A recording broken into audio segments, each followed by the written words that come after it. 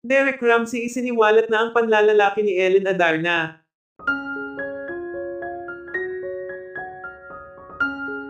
Nagsalita na sa unang pagkakataon si Derek Ramsey tungkol sa kumakalat na balita tungkol sa dahilan ng hiwalayan nila ni Ellen Adarna. Ayon sa source, hindi na umano nakayanan pa ni Derek ang panlolokong ginagawa ni Ellen sa kanya. Sobrang sakit umano na lahat na ay ginawa ni Derek, maging masaya lang si Ellen, ngunit kulang pa din pala umano lahat ng effort na ginagawa niya. Samantala sa naging interview kay Derek, maluhan-luhan nitong inamin lahat ng mga maling ginagawa ni Ellen. Hindi na umano makapaniwala si Derek na magagawa ito sa kanya ni Ellen sa kabila ng mga naipangako nito sa kanya. Halos buong pagkatao umanong ni Ellen tinanggap ni Derek, ngunit hindi pa din umano naging sapat. Sobrang sakit umano na nagsasalita siya ngayon ng hindi maganda tungkol kay Ellen, ngunit ito umano ang katotohanan.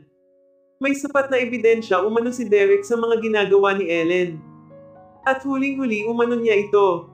Ayon pa kay Derek, sapat na umano siguro ang mga nasaksihan niya upang tuluyan ng tudukan ng pagsasama nila ni Ellen. Binibigyan na umano ni Derek si Ellen ng kalayaan sa lahat ng gusto nitong gawin sa buhay niya. Panahon na din umano siguro upang sarili naman ni Derek ang unahin niya. Ayon pa kay Derek, alam umano niya na hindi siya naging perfect partner, husband kay Ellen. May mga pagkakataon na nakakapagsalita din siya ng hindi maganda. Ngunit sa loob umano ng mahabang panahon nilang pagsasama, ni minsan umano hindi niya naisip na magloko o lokohin si Ellen.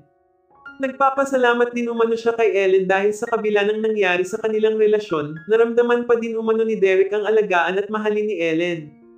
Kahit na tinuldukan na umano nila ang kanilang relasyon, hindi pa din umano makakalimutan ni Derek lahat ng good memories nila ni Ellen Adarna. Siguro umano hindi talaga sila ang nakalaan para sa isa't isa.